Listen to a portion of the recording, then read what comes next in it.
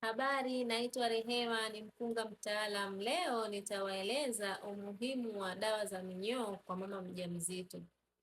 Je, unajua minyoo inaweza kumuathiri mama mjamzito na mtoto aliyeko tumboni? Minyoo husababisha upungufu wa damu, husababisha uchovu, husababisha mtoto kukosa virutubisho na kuzaliwa akiwa na uzito mdogo.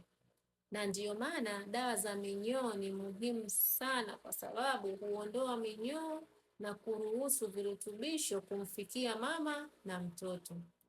Na hizi dawa za minyoo hutolewa baada ya miezi mitatu ya mwanzo ya ujauzito, na hutolewa chini ya ushauri wa mtaalamu wa afya.